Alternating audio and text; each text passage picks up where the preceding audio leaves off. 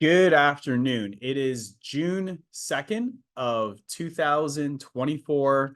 Hard to believe that we're almost at the midpoint of 2024. The month of May absolutely blew by, but certainly it has continued to be sort of a back and forth with the market. We're going to go through that today, but we're actually at a very important and interesting juncture here in markets.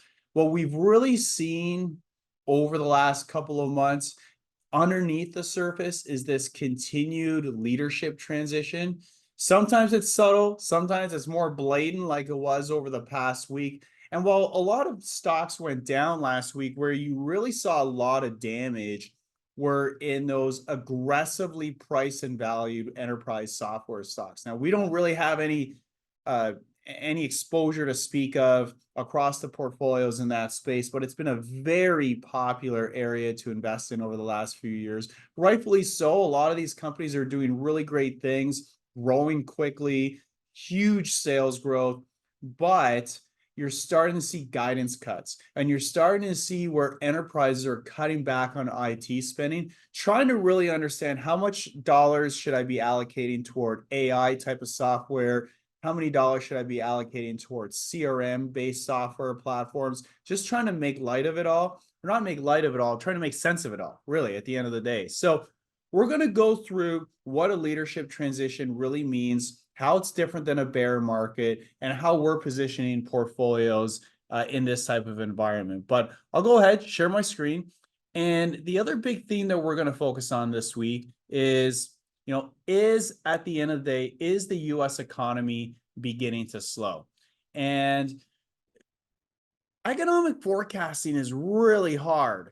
And, one of the ways that we don't necessarily forecast, but try to understand where the economy might be going is looking at and reading the tea leaves of the stock market. What is the stock market trying to tell us? And that's going to be a big thing that we go through this week. So three things: do that high level market overview. What's breadth look like? Is breadth expanding, contracting? What's leadership look like?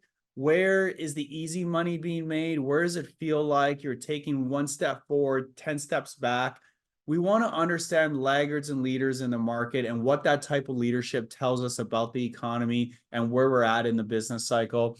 And then lastly, we'll do a credit and interest rate review, because certainly we have a lot of clients that are in the bond market that use bonds for income. We have clients that are approaching retirement where we need to start looking at, hey, you know what? As we get closer to retirement and we de-risk the portfolio, is there a good moment timing wise to lock in some attractive rates? So we'll go through that as well. Now, first and foremost, some high level stock market observations. First and foremost, the stock market uptrend does remain intact. I think it's important to remember that.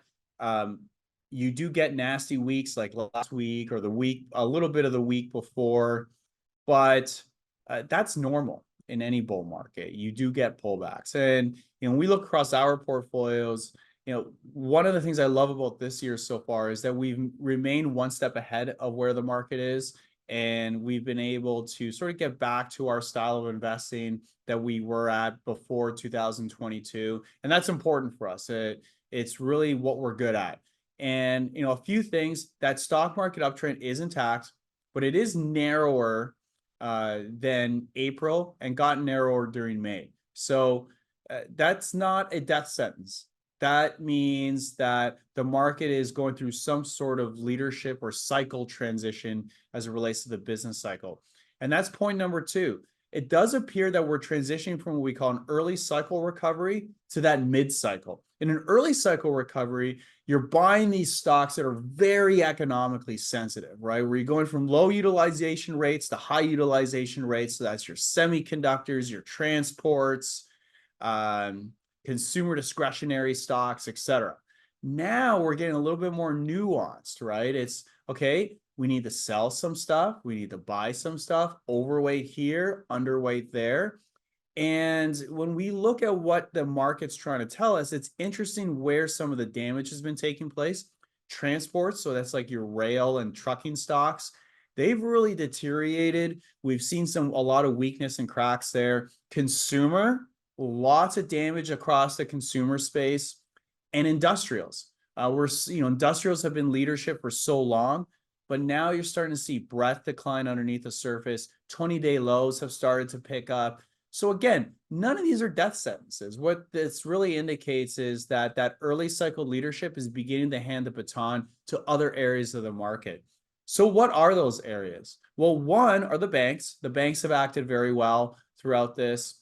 The other are markets outside of the US. So when we look at emerging markets, Japan and Europe, really those markets are acting great. And we've seen very pronounced leadership in those areas. And we're going to go through some of the numbers, but these are markets that really have done nothing for the last 10 to 15 years. Credit markets remain very strong. So I think if something were more troublesome, or if there was a big storm brewing, we would see it here. We would, in our opinion, we would likely see it in the credit markets. Bond market tends to sniff these things out ahead of equities.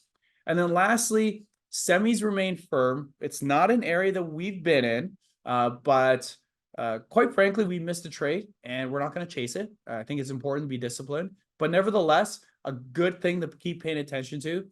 Software names are definitely collapsing. I mean, we saw earnings from MongoDB, Dell, Salesforce, all of these Workday, all these enterprise software names, you've seen double-digit downward moves on the day of the report. A lot of it resulting from cutting of the guidance number. So again, those high multiple growth stocks really struggling. If you look at something like ARK funds, which is at the center of sort of the growth fund universe, they're down double digits year to date.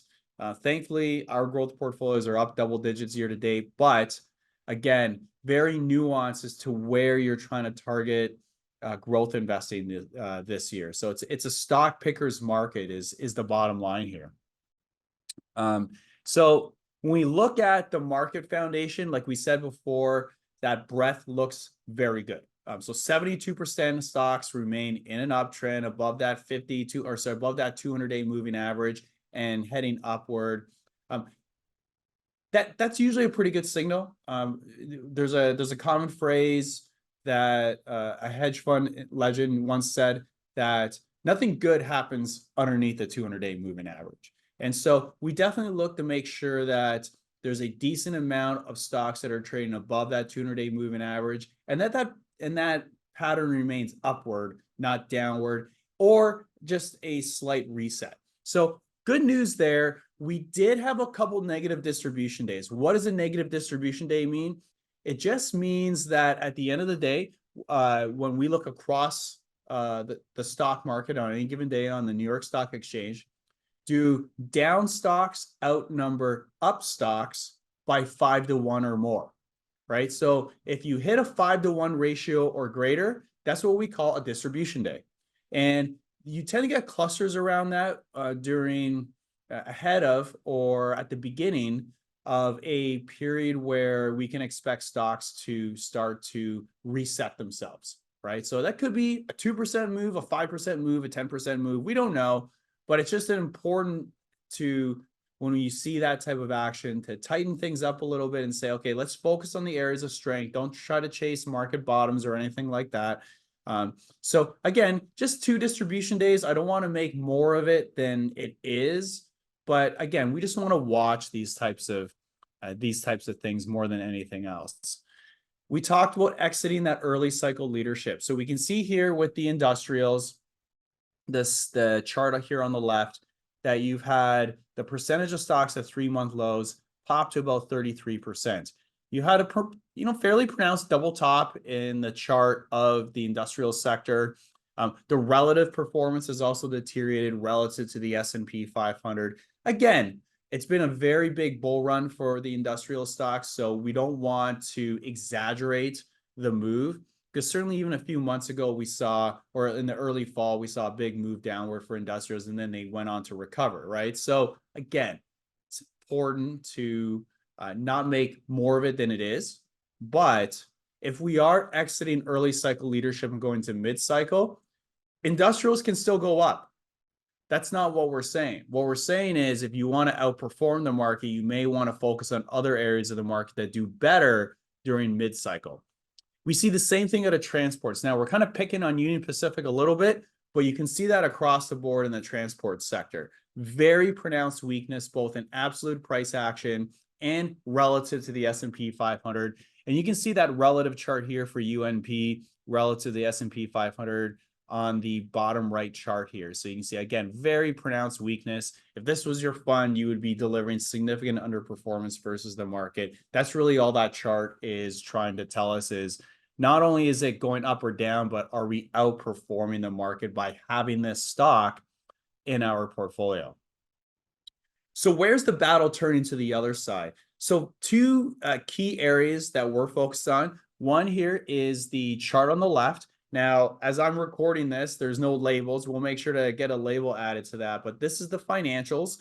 So the XLF here is the financials ETF. Again, these financials continue to turn. The banks, in terms of their valuations, remain cheap, and it's a traditional mid-cycle type of sector that has traditionally or historically outperformed. Now, if we stretch this chart back, this has been a sector that has been relatively dead money again, going all the way back to obviously 2008 and the global financial crisis. Why is that? Well, we had the global financial crisis. The banks almost went bankrupt. They had to be saved by the government. Lots of stock dilution as the government took ownership stakes in the banks. And then they really spent the last decade repairing their balance sheet. So they weren't in growth mode. We're starting to see signs that that's changing, that some of these banks are getting back into growth mode.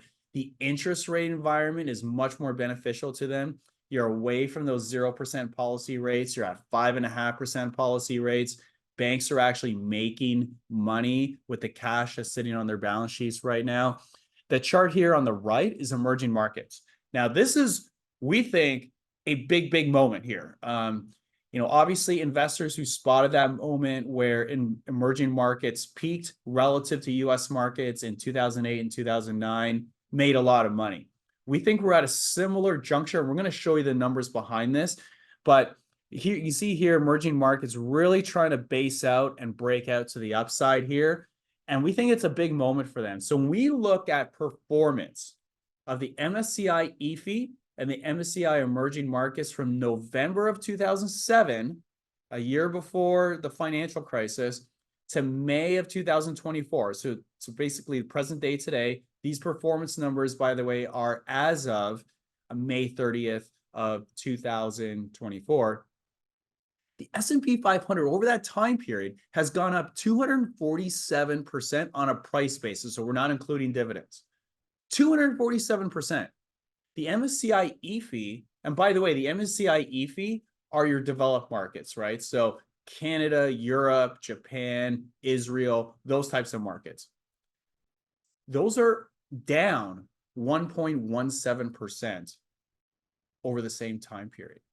So if you ever run into someone like yourself overseas or in Canada or in other parts of the developed Western world, they may actually be very agnostic about stocks. And you may wonder why that is. Why are Americans so much more gleeful about stocks than other parts of the world?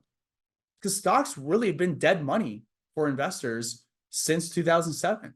We look at the MSCI EAFE, again, down 1.17%. It's even worse in the emerging markets, down 20% since November of 2007, against an S&P 500 that's up 250%. Now, again, I mean, it's probably deserved. We have the best and brightest companies on the planet when we look at tech leadership right now, innovation. But those stocks are really, really expensive. And there are some great companies that are outside the US. And we think there is a sign here that things are starting to consolidate and break out for the rest of the world relative to the US. Japan was that first mover.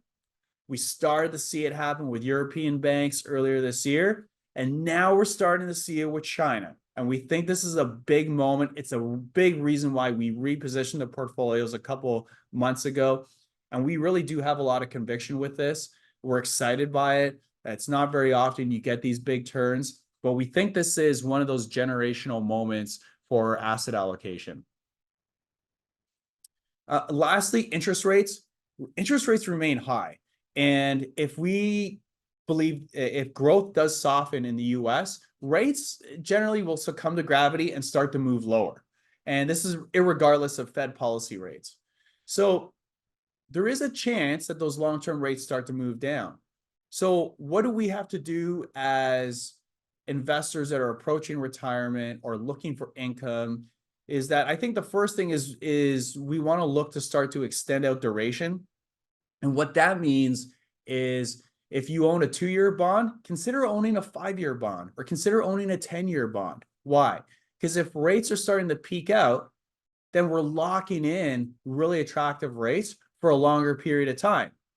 If I buy a 1-year bond, then I got to refinance that bond and buy another 1-year bond in a year from now. So if rates come down, I'm going to make less income. I'm going to get a pay cut. If I get a pay cut at work, I'm not really happy. But if I get a pay bump, I'm really happy and I want to keep it at that level. So that's all we're trying to do here with client bond portfolios is say, okay, if the duration is 4 years, let's try to extend that out. Let's try to get that closer to 7 or 10 years. And by the way, those high duration bonds outperform low duration bonds when rates come down because of the discounted cash flow mechanism that drives bond pricing. So that's the message there on the bond side. Credit markets, again, remain very well behaved. We have not seen any cracks in the bond market. That's a good thing. If there was a big storm brewing, we do truly believe that you would see it here and would pop up in the bond market for sure. So in summary, stock market foundation remains healthy. There are some minor cracks in certain parts of the early cycle components of the market. We're watching it. We're trying to avoid it. Number 2, signs that the U.S. is entering that mid-cycle leadership. That ties back to that first point. What are we doing as a result of that? Well, we're trying to reallocate into those areas that tend to do better in mid-cycles, such as emerging markets, banks, certain pockets of the consumer, maybe a little bit of healthcare. We haven't really done a huge amount of healthcare investing yet, but we like where the portfolios are positioned right now. So that's what we got for you this week. If you have any questions, 888-543-3776. We're here to help. Please feel free to reach out to your advisor. They're here to help. They're your coach. They're your swing coach. They'll guide you through the election and everything else that's happening this year. So have a wonderful week. And again, any questions, feel free to give us a call. Thank you again. Goodbye.